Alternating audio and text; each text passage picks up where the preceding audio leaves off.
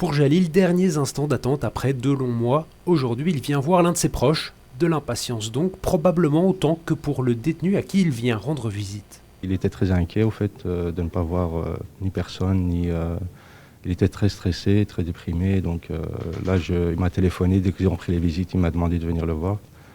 Et j'ai pris rendez-vous pour venir un peu l'encourager et qu'il tienne le coup. Yacine, lui, il termine sa visite, il est venu voir son frère. Un peu difficile parce qu'il n'y a pas de contact entre le détenu et la personne avec qui vous rendez visite. Mais ça fait du bien.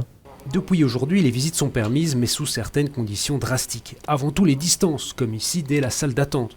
Et puis, direction la salle de visite. Ici aussi, des aménagements particuliers, mais c'est toujours mieux que les seuls appels téléphoniques, quelques fois par semaine.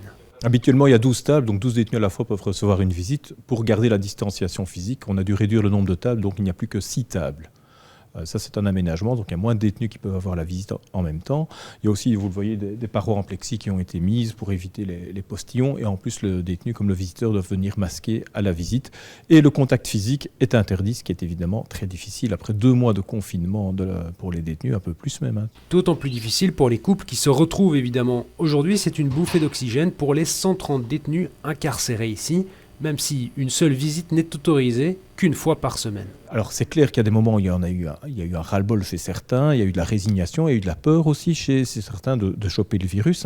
Un sentiment d'abandon à traverser la prison, il n'y a plus que les agents et les directeurs qui étaient là, tous les autres sont partis. Donc ça a été très difficile. Mais les détenus ont été, je trouve, globalement d'une correction exemplaire et ils n'ont pas transformé ça en pression. Ici à Forêt, comme dans les 2 autres prisons de Bruxelles, ces mesures satisfont les syndicats des agents. Même si un préavis de grève nationale a été déposé, on ne devrait donc pas partir en grève.